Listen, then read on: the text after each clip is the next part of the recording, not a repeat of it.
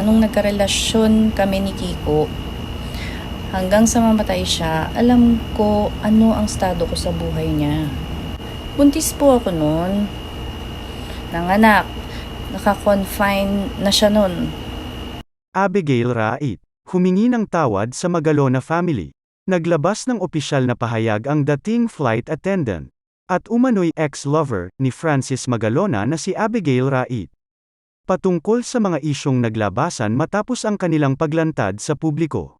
Matatandaang nakilala ang dating flight attendant nang magbenta ito ng Francis M. Jersey memorabilia kay Boss Toyo ng Pinoy Pawn Stars. At marami nga ang nagulat nang elahad niya ang kwento kung paano niya nakuha ang naturang jersey ng yumaong master rapper.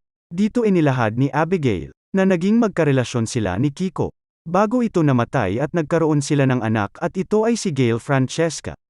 Simula noon ay naging laman na ng balita ang dating flight attendant, maging ang kanyang anak, at marami sa mga netizens ang tumawag sa kanya ng mistress, homewrecker, kabit, at marami pang iba. Sa pamamagitan ng isang video na uploaded sa YouTube, ay binasag na ni Abigail ang kanyang pananahimik ukol sa mga isyong kinasangkutan. I need to take this video for once to address all the hanging questions ng mga humuhusga, nagpapaabot ng suporta. Higit sa lahat, yung may pangunawang malawak. Kung bakit nga ba ako lumantad sa ganitong pagkakataon?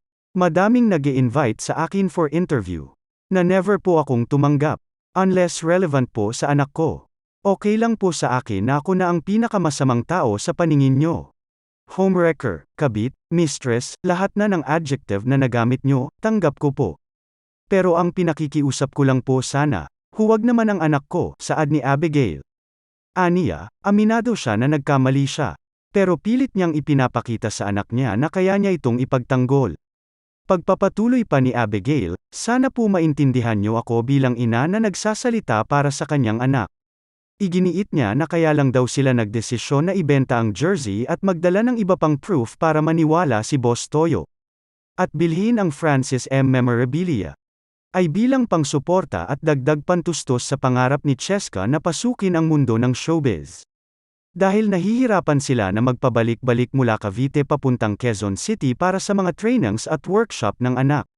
Ordinaryong bata lang po si Cheska na napakaraming pangarap. Mag-isa lang po akong sumusuporta sa kanya with my mom at walang magulang ang hindi kayang gawin ang lahat para sa anak niya, lahad pa ni Abigail. Humingi rin siya ng tawad sa lahat ng mga taong nasaktan sa kanilang paglabas sa publiko lalo na sa pamilya ni Francis M. Sa lahat po ng nasaktan, sa pamilya po ni Kiko, humihingi po ako ng dispensa sa lahat po ng kaguluhan na ito. Hindi ko po pinagmamalaki ang naging pagkakasala ko pero tao lang po ako. Hindi ako perpekto. Di po ako magpe-pretend ng kung ano-ano. Pero hindi niyo ko kailangang husgahan sa kung ano lang ang nababasa niyong pinalala ng opinyon ng mga mapanghusgang tao. Platin niyo po ako, tanggap ko yun. Pero ang pratangan niyo kung anak niya Francis M. Magsasalita po ako, say pa ni Abigail.